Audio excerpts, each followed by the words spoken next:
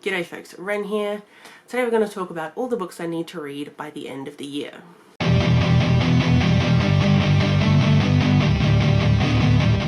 So please excuse any howling you can hear outside. We're currently in a storm. But end of the year is coming up really quickly, too quickly if you ask me. And I have a bunch of books that I need to either finish or just really get to by the end of the year. Luckily there's a tag that is going to help me out with this. The first question is, are there any books you've started this year but haven't finished? There's quite a few. I often read multiple books at the same time and sometimes they don't all get finished. So I have 3 for this question. I have 3 for every question, but shh. Anyways, the first one is Beadworkers by someone. I've completely forgotten. It's on my Kindle. I started it at the very beginning of the year. I think it was even January that I started reading this. And it's a short story collection by an Indigenous author. And I just put it down and never picked it up. I don't know why. I didn't even get that far into it. I think I'm only like 20-ish pages into it, and then I put it down and never picked it up. And I'm sad because, you know, it's already September and I started this in January. So hopefully I can finish that by the end of the year. That would be like a massive goal for me, considering I just keep putting it off. Next, we have Australian Ghost Stories by Richard Davis. I am 52 pages into this. I started reading this, I can't remember, a couple of months ago. And I was reading it while I was out camping with some friends. And like, it was good. There's nothing particularly wrong with it. It is a little dry, maybe, because it really is just going to like, here's an Australian town, here's the history behind it. People have now assumed that it's a ghost story. There are some tabs in here that are for places that I would like to go to like see where the ghost story came from. But yeah, it's just, it's not something I'm ever in the mood for because it's not particularly scary. It's just more informative. It's almost just like a non-fiction that's talking about fictional things. And the last one for this question that I'm going to talk about is Entanglement by Martha Wells, which is the 6th book in the Stargate Atlantis series. I am 100 pages into this and I just put it down like last month or the month before, and I haven't picked it up since. And that's very sad because I love the Stargate novels. They're always just such a fun time because Stargate Atlantis is my favourite TV show of all time. And I have really liked the other Martha Wells book in this series that I read. It was like my favourite so far of all of the Stargate Atlantis novels I've read. And I have also read 4 or 5 books in the Murderbot Diaries by Martha Wells, and I really like it. So I really like her writing, but for some reason I just put this down and I haven't picked it back up. And I find that happens a lot with Stargate Atlantis novels. I take a really long time to read them, and I think it's just because I'm constantly like comparing them with the TV show. This one was about, there was like a, whoa, storm. I think this one was about, there was like a quantum mirror type situation, but like out in space, and the team went there to investigate it. They kind of got a bit stuck, which is usually like my jam. I love people being stranded. But then they met this other person in a ship. That's about where I got up to. Question 2 is, do you have any autumnal books to transition you to the end of the year? Now, I'm in Australia, so we're kind of going into spring, not autumn, but we're still in like a spooky season because, you know, October is coming up. So I've kind of got a mix of autumnal, spooky, leading into spring type situations. So for the very like autumnal vibes, we have Piranesi by Susanna Clarke. I really want to read this. Everyone says it's just weird and like they can't even talk about it, so I'm very keen to read it. It's also beautiful, and like Under the Dust Jacket is also beautiful. And this is really just a book that like you can't explain. There's something about a house and an entity in the house, or the house is an entity, and you're just trying to figure out who the entity is or what's going on. I don't know, it's one of those books where like you can't explain because it's just weird. And I really like weird books lately. And just, this does give autumnal vibes and kind of spooky vibes because it's like weird and you don't know what's happening. So there's one. Okay, next is Hangman by Jack Heath. This is still kind of giving me autumnal vibes, but like it's a brighter cover, and still kind of creepy because it's like a cop story, an FBI story. I don't know anything about this or this series. My friend Max lent this to me several months ago and I haven't read it. So sorry, Max. But he lent it to me and he was like, this is really good. You should read it. I think you'd like it. I just still haven't picked it up and I feel bad. But he did say there was like cannibalism in this. So I'm intrigued. I do kind of, well, this is going to sound weird. I enjoy cannibalism. As a vegetarian, it's a strange thing. But it looks like a 14-year-old vanishes and then the FBI take over the case. Like, if I just read the synopsis of this, I wouldn't care for it at all. But Max read it, he said it was good, so I'm just going to trust him on that. I don't tend to love, like, police procedural type books. I like the TV shows, but not so much in book form. But I will give this a go, and I really need to read this by the end of the year because honestly, I have had this book for like 6 months maybe. Like, that's a long time to borrow a book from someone, so I need to read this. And then still going with the spooky vibes, but looking a little bit more like springtime, is Just Like Home by Sarah Gailey. Like, bright pink cover, it kind of screams spring, but we've got the bloodiness, which is also great. I really want to read this, and I really want to read more of Sarah Gailey's works. I desperately want to read The Echo Wife. That sounds amazing. But this has also been getting some hype, so I do definitely want to read this one. I think this is a haunted house. A parasitic artist has moved into the guest house and is slowly stripping Vera's childhood for spare parts. I'm just going to leave it at that because that sounds cool. Very cool. Oh wow, it is really storming. Question number 3 is, are there any new releases you're still waiting for? There's several. I have kind of taken a back seat from new releases this year, but there are a couple I am desperate for. So first we have the Sunbearer Trials by Aidan Thomas, and this comes out like this month.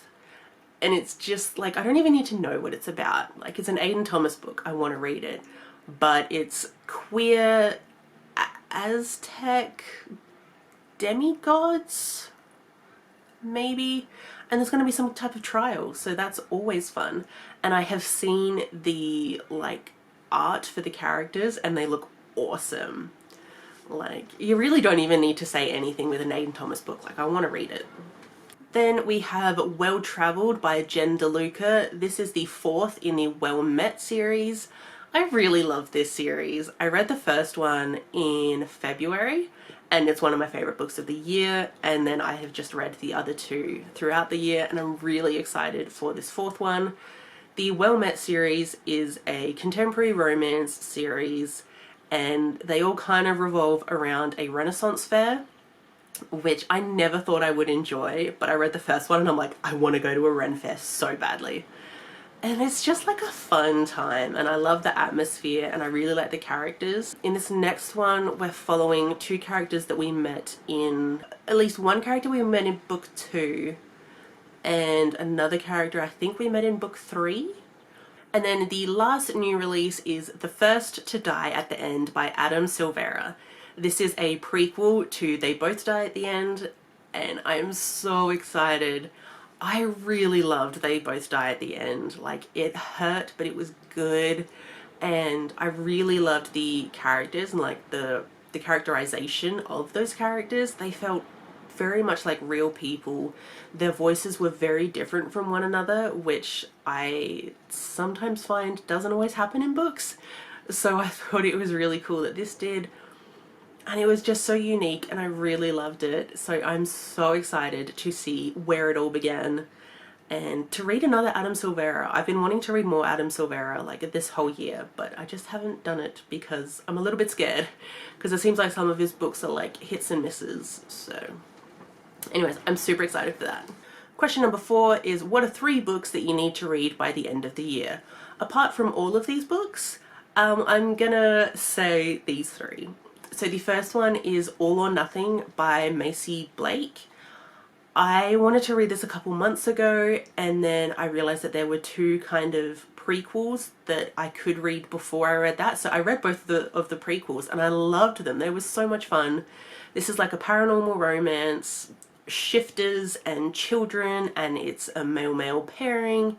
And it was just soft and sweet and a good time. Not like the best written or like the best plotted. I mean, there wasn't really any plot, but it was just fun and cute, and that's oftentimes all I kind of want from books. But I never got around to reading the actual book, which is like, what is even going on? And then I just kept not reading it for a long time because I'm like, oh, the time has passed for me to read it. No, it's not. I still have it. Like, it's on my Kindle. I really need to read it, and I really want to read it. So I am definitely going to get to that one sometime in the year. Next we have Iron Widow by Zirin J. Zhao. Hopefully I pronounced that okay. My friend Max read this. I know I mention Max a lot, but I talk about books with him all the time. And he loved this. And it sounds exactly like what I would like. It's like queer and Asian setting, cast, world thing. And there's mechas. Like, I love mechas. So I really, really want to read this. Like, all of the female consorts type thing for the mechas, they always die. But like, the men are piloting them. But for some reason they need the power of the women, and then the women are just like discarded like spare batteries. And so I think the main character is trying to beat that. I don't know, but it sounds really interesting. I know I'm doing a terrible job at explaining it, but it sounds like it could be awesome. And I really need to read it. I just keep putting it off because I think I'm gonna love it. And I don't know why I do that. A lot of the books I own, I'm like, oh, I'm gonna love you so much, so I'm not gonna read you. Happens a lot. Then the next one I need to read this year is Unearthed by Amy Kaufman and Megan Spooner. This is a duology and it's a sci-fi. I do really like Amy Kaufman's writing style, or at least I really love the Aurora cycle that she did with J. Kristoff. So I kind of want to read something that's like just her work. And I know this is with Megan Spooner, but you know, it could be like a different vibe. Okay, when Earth intercepts a message from a long extinct alien race, it seems like the solution humanity has been waiting for. The Undying's message leads to the planet Gaia, a treasure trove waiting to be explored. So kind of sci-fi, kind of Indiana Jones-esque. I am really excited for it. It does sound interesting, and this was one of the books at the beginning of the year that it was like, I just want to like read this and the sequel to like feel super accomplished that I completed a series, even though it's a duology. So question number 5, is there a book you think could still shock you and become your favorite of the year? Once again, I have 3 of these. I already know what my favorite of the year is. I thought it was one thing, and then I read something 2 months ago and I was like, no, it's this. I don't think anything's gonna top that one, but these are the like best contenders for it. So we have Wildfire by Rodman Philbrick. This is very short. It's a middle grade and it seems to just be about these 2 kids caught in a fire. and they just need to get out of it. And something about that sounds like I will love it. I don't know. I like survival stories a lot, and I like people kind of stuck or stranded and things happening, and this is like both of those. Then we have The Gates by John Connolly. This is, again, I think a middle grade. The most amazing cover. I mean, I love the cover. And this seems to be about a kid and their neighbor. So the kid's neighbors try to open the gates of hell, and the kid has to stop it. I don't know, but I do love paranormal stories quite a lot, and like trying to open the gates of hell, that sounds like a very like supernatural kind of thing, and Supernatural is one of my favorite shows. And just mainly it's just the cover. The cover's so good that I think I'll love it. And then the one that's probably most definitely the best chance for being my favorite of the year is Amari and the Night Brothers by B.B. Alston. I, again, have been putting this off for a really long time because I think I'll love it. It's paranormal investigation. That is like my number one, I want to read all the time type thing. I love paranormal investigations, ghost hunting. This one seems to be that. People describe it as like Men in Black, but like for the supernatural or something.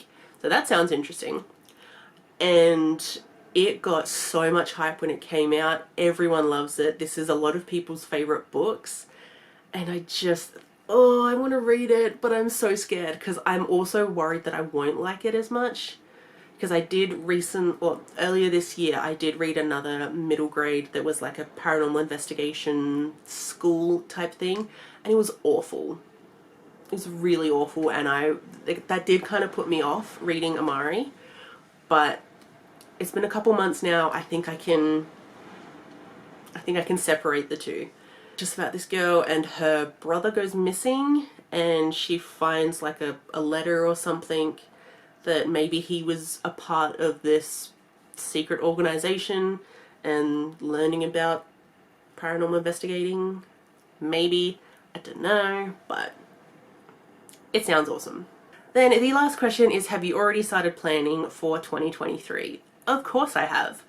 I am a huge planner. Like, if I could plan every little detail of my life, I would, and it would be great. Whether I stick to those plans is a totally different issue. But yes, I've definitely started planning for 2023. I already have basically the entire year planned out all of my videos. And so definitely there's a lot of specific books for a lot of specific reading vlogs. And there are a bunch of series that I would like to either complete or start in 2023. I don't have anything that I'm going to show now because, you know, that's for the 2023 videos. But yeah, I've already started planning.